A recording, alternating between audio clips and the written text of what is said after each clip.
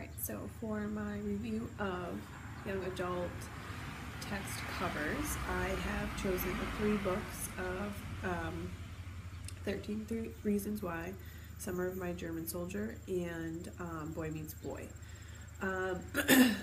13 Reasons Why, the initial cover, or the cover, as you'll see, is the one I chose to redo. That's at the bottom. I understand why the author chose for the cover art the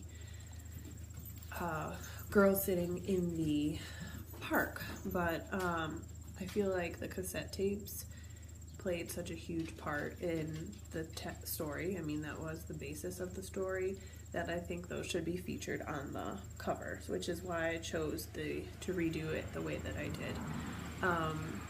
As far as Summer of My German Soldier, I felt like this cover is kind of dated looking. It was just the picture of the girl and Anton, and it kind of made it appear more like a romance story, which might turn some young men away from the story if they think this is just, you know, a romance, a love story, which it's very much not.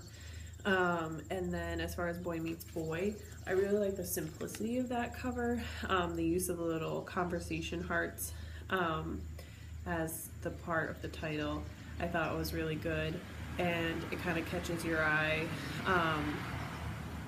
because there is so little going on the cover, and I liked that. I think sometimes the use of photographs in cover art really help young adults see themselves. If there is a picture of a young adult on the cover, that helps them relate to it more, or something of interest to them. So those are the 3 covers that I chose. As far as whether or not I look at cover art when I'm choosing a book, I definitely do.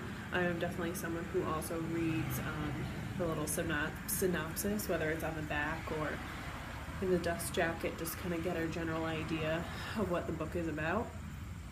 And I also think it's interesting when there's multiple editions of a book and they change the cover art, why they've chosen to change the cover art, and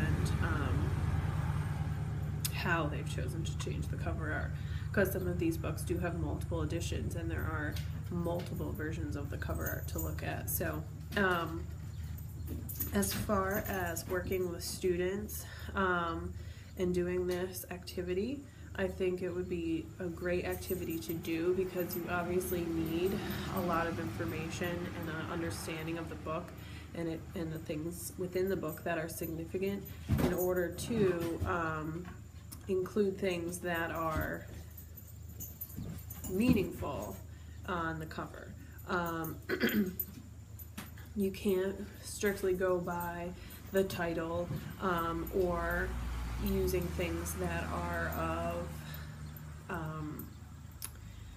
minimal substance in your cover art. You need to really have things that are symbolic, have things that are indicative of the story without giving too much away. As far as students doing this in a classroom, I think this is a great alternative or supplement to a traditional writing exercise after reading a text.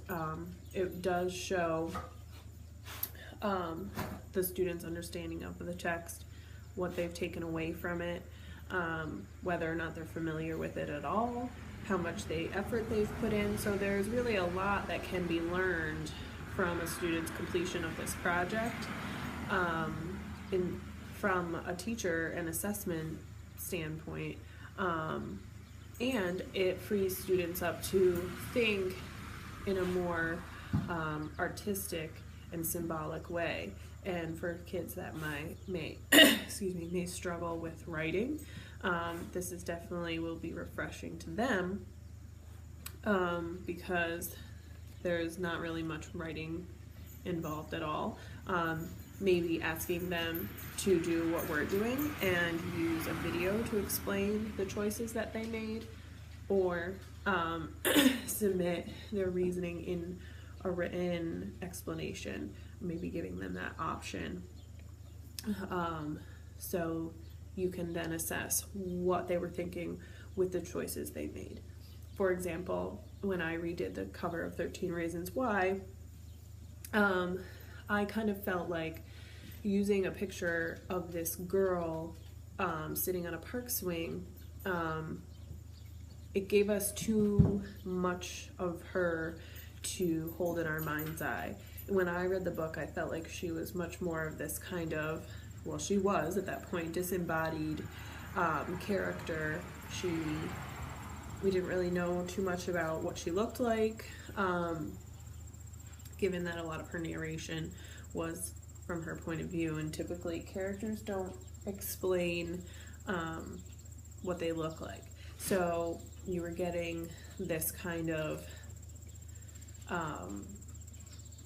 posthumous narration, and so I chose to use a silhouette of a female figure in the cover art because it's, you know, she's passed away and these are her last words and messages that she wanted to pass on. Obviously the cassette tapes play a huge part because of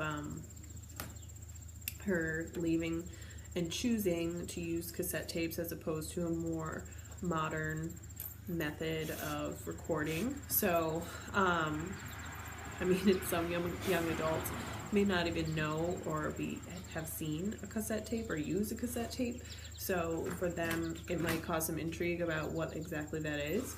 And then I just kind of layered the images to, you know, show that she is coming through these cassette tapes and these are her 13 reasons why. And it's kind of giving you this overall feeling of mystery and wonder and what 13 reasons why, what. So you kind of want to learn a little bit more, and hopefully that would cause someone to flip over the cover and read the synopsis, the summary on the back, and see if it's something they would be interested in reading a little bit more about. So overall, I really enjoyed this activity. I think it's something that students would benefit from. I think it would be a great opportunity for them to demonstrate their knowledge in a way that's, you know, not so conventional. And I think kids would really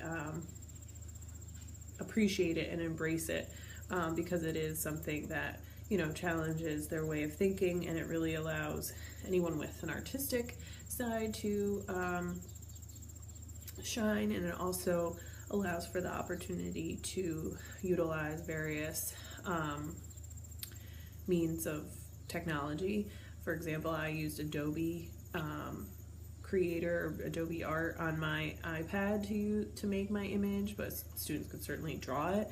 They could use other art applications or software, painting it. You know, it really allows for a lot of flexibility and personalization while still, you know, providing a meaningful literacy lesson and really allowing a lot of insight into what the students took away from the book, what they understood, and what they felt was important.